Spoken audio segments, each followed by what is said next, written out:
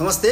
केही साथीहरूले अनलाइन मा अथवा चाहिँ विभिन्न प्रकारले मेरो भिडियोहरू मैले बोलेको भिडियोहरू त्यसलाई कपी गरेर त्यो भिडियोहरू राखेर विभिन्न प्रकारले अनलाइनमा सामग्रीहरू विभिन्न फुड सप्लिमेन्टहरू बेचेको र अथवा फुड सप्लिमेन्टहरू चाहिँ त्यसमा दिने गरेको भिडियोहरू प्राप्त भएका छन् र त्यस्तो कार्य नगर्नु हुन म अनुरोध गर्न चाहन्छु हजुरहरू जसले पनि गर्नुभएको छ र यस्तो गर्नु चाहिँ राम्रो मानिदैन र त्यस्तो गर्नु हुँदैन।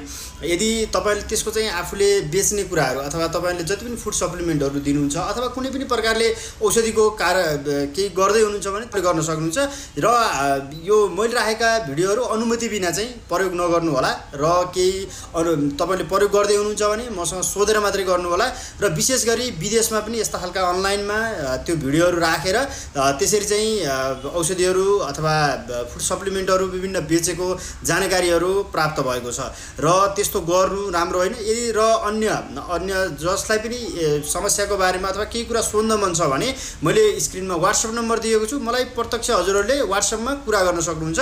केही त्यस्तो हजुरलाई सामान्य कुरा सोध्नलाई या केही गर्नलाई तपाईले फेरि हैन त्यस्तो केही पनि छैन। कुनै पनि कुरा सामान्य कुरा सोध्नको लागि तपाईले टेक्स्ट गरेर मलाई WhatsAppमा पठाउन सक्नुहुन्छ। म त्यसमा समय हेरेर म त्यसमा चाहिँ रिप्लाई गर्छु। केही एक दिन दुई दिन ढिलो हुन सक्छ तर तपाईहरुलाई चाहिँ म रेस्पोन्स गर्छु।